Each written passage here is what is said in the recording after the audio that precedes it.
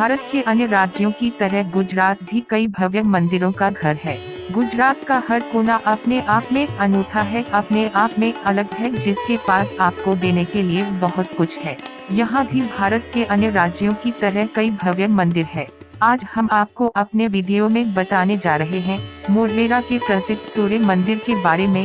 गुजरात के प्रसिद्ध शहर अहमदाबाद से करीब 100 किलोमीटर दूर और पाटन नामक स्थान से 30 किलोमीटर दक्षिण दिशा में पुष्पावती नदी के किनारे बसा एक प्राचीन स्थल है मोढेरा। इसी मोढेरा नामक स्थान पर भगवान सूर्य देव का विश्व प्रसिद्ध सूर्य मंदिर है, जो गुजरात के प्रमुख ऐतिहासिक व पर्यटक स्थलों के साथ ही गुजरात की प्राचीन गौरव गाथा का भी प्रमाण है। मोढेरा सूर्य मंदिर का निर्माण सूर्यवंशी सोलंकी राजा भीमदेव प्रथम ने 1026 ई में करवाया था। अब यह सूर्य मंदिर अब पुरातत्व विभाग की देखरेख में आता है और हाल ही में यहाँ पर्यटन स्थलों के रखरखाव में काफी सुधार हुआ है। शिल्पकला का अद्भुत उदाहरण प्रस्तुत करने वाले इस विश्व प्रसिद्ध मंदिर की सबसे बड़ी खासियत यह है कि पूरे मंदिर के निर्माण में जुड़ाई के लिए कहीं भी चूने का उपयोग नहीं किया गया है। ईरानी शैली में निर्मित इस मंदिर को भीमदेव ने 2 हिस्सों में बनवाया था। पहला हिस्सा गर्भगृह का और दूसरा सभा मंडप का है। मंदिर के गर्भगृह के अंदर की लंबाई 51 फुट और 9 इंच तथा चौड़ाई 25 फुट 8 इंच है। इन स्तंभों पर विभिन्न देवी देवताओं के चित्रों के अलावा रामायण और महाभारत के प्रसंगों को बेहतरीन कारीगरी के साथ दिखाया गया है। इन स्तंभों को नीचे की ओर देखने पर वे अष्टकोणाकार और ऊपर की ओर देखने से वे गोल नजर आते हैं। इस मंदिर परिसर के मुख्य 3 भाग हैं: मुख्य मंदिर, सभा मंडप तथा कुंड। इसके मंडपों के बाहरी भाग तथा स्तंभों पर अत्यंत सूक्ष्म नक्काशी की गई है। कुंड में सबसे नीचे तक जाने के लिए सीढ़ियां बनी हैं तथा कुछ छोटे छोटे मंदिर भी हैं।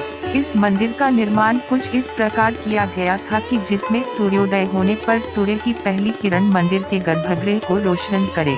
सभा मंडप के आगे एक विशाल कुंड स्थित है, जिसे लोग सूर्य कुंड या राम कुंड के नाम से जानते हैं। मोढेरा के इस सूर्य मंदिर को गुजरात का खजुराहो के नाम से भी जाना जाता है, क्योंकि इस मंदिर की शिलाओं पर भी खजुराहो जैसी ही नक्काशीदार अनेक शिल्प कलाएं मौजूद हैं।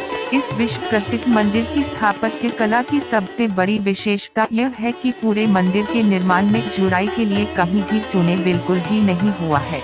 स्थापत्य की दृष्टि से यह मंदिर गुजरात में सोलंकी शैली में बने मंदिरों में सर्वोच्च है। ऊंचे प्लेटफार्म पर एक ही अक्ष पर बने इस मंदिर के मुख्यतः 3 भाग है। एक, मंदिर का मुख्य भाग जिसमें प्रदक्षिणा पथ युक्त गर्भगृह तथा एक मंडप है। 2, एक अलग से बना सभा मंडप जिसके सामने एक अलंकृत तोरण है तथा 3, पत्थरों से निर्मित एक कुंड जिसमें कई छोटे बड़े लघु आकार के मंदिर निर्मित हैं।